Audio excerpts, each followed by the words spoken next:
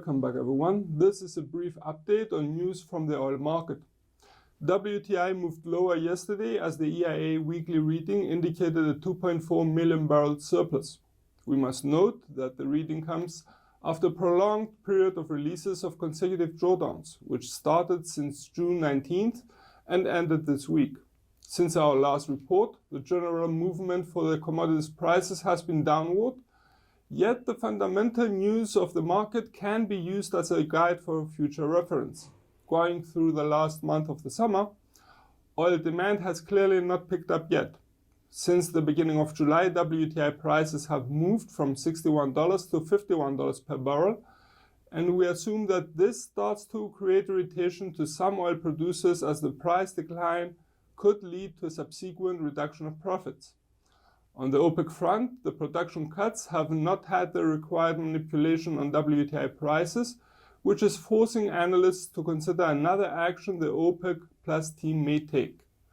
Yet we do not see much left to do from OPEC's side. Saudi Arabia, on the other hand, has the power to move prices, if it chooses to, by reducing single-handedly output.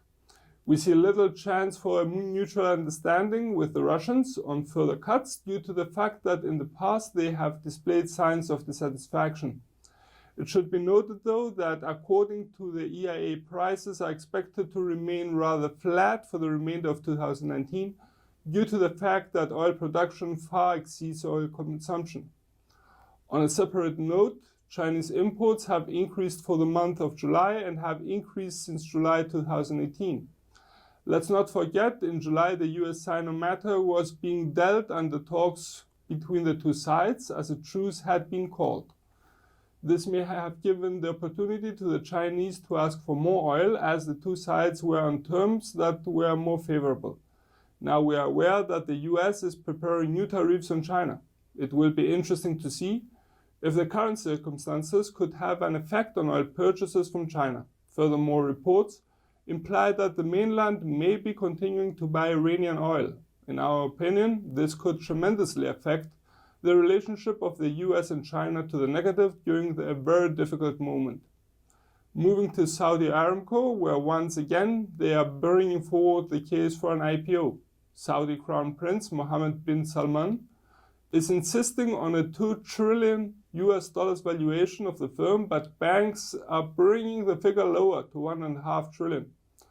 Even at the revised figure, we see the case of an extraordinary amount for valuation, as that surpasses the richest companies in the world like Microsoft, Apple Incorporated, and Amazon.